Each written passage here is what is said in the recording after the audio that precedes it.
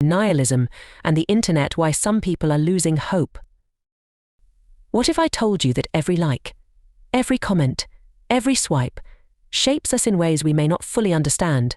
Beneath the surface of our digital lives, there's a quiet shift happening, a feeling, subtle yet growing, that some call digital nihilism. But what does that mean? And why are so many people feeling it? Let's start with nihilism itself. Traditionally, nihilism is the belief that life lacks inherent meaning or purpose. It's often linked to feelings of disillusionment or even despair.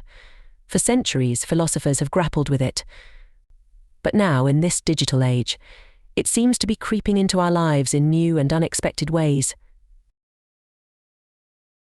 We scroll, we swipe, we consume, and in many ways the internet reflects back to us, not just who we are, but our deepest fears and anxieties. The endless feeds, the constant updates and notifications. These tools were meant to connect us, yet somehow they often leave us feeling. Consider this: you open your favorite social media app. Instantly you're flooded with updates, people sharing their highlights, their achievements, their happiest moments. And while we know, logically, that this is only a small piece of their reality, a curated snapshot, it's hard not to compare. Each scroll reinforces the idea that everyone else is living a vibrant, meaningful life, while we're just observers. Over time, this can lead to feelings of inadequacy. We start to wonder, if everyone else seems so fulfilled, why don't I feel that way? And in the silence of these questions, the seeds of digital nihilism begin to grow. But it's not just social comparison. It's also the sheer amount of information we consume every day. News about global issues, economic challenges, political divides, all of it floods our minds, constantly reminding us of how vast and complex the world is. It's overwhelming. It's exhausting. And at times it can feel utterly hopeless. We're exposed to so many viewpoints, so many voices, that it becomes hard to find our own.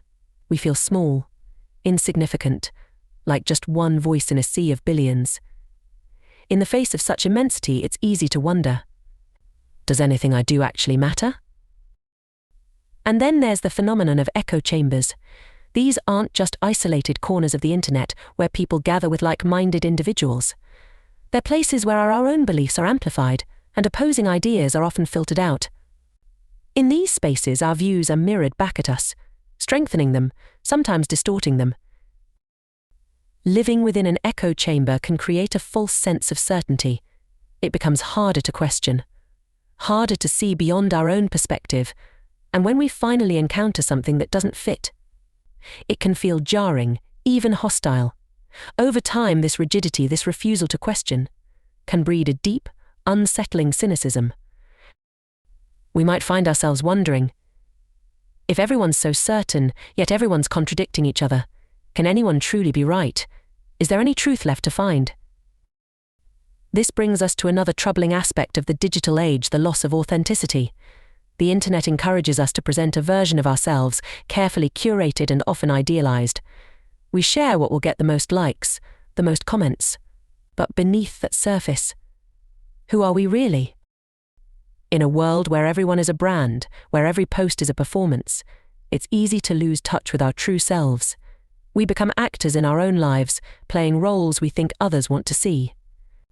And over time, this disconnect between who we are and who we portray can lead to a sense of emptiness.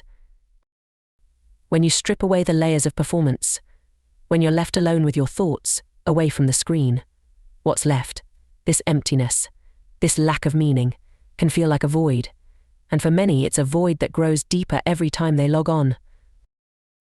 There's also the constant drive for more followers, more engagement, more visibility. The internet operates on an endless cycle of content, always demanding that we keep up.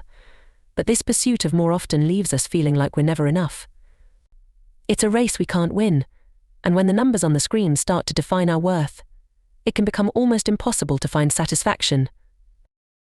And so, the digital world becomes both a source of connection and a source of despair. It offers us endless possibilities, yet often leaves us feeling more alone. But perhaps there's a way forward, Perhaps by acknowledging this digital nihilism, by understanding its roots and recognizing its impact, we can begin to reclaim a sense of meaning. Maybe the internet doesn't have to be a place of despair. Maybe, if we approach it mindfully, it can be a tool for self-discovery. What if, instead of using the internet to compare, we used it to understand? What if we sought out perspectives that challenge us, ideas that broaden our view of the world? What if we used these digital spaces to ask questions, to explore, to connect on a deeper level? Ultimately, the internet is a mirror. It shows us who we are in all our complexity, but we have the power to decide how we use it and how much of ourselves we give to it. So next time you find yourself scrolling, take a moment, ask yourself, am I searching for something real, or am I getting lost in the noise? In the end, the meaning we seek isn't something we'll find in a screen, it's something we create. In this digital age, meaning doesn't come pre-packaged. It's something we build one choice at a time, one moment at a time. So ask yourself, what will you choose? Will you let the internet define you? Or will you define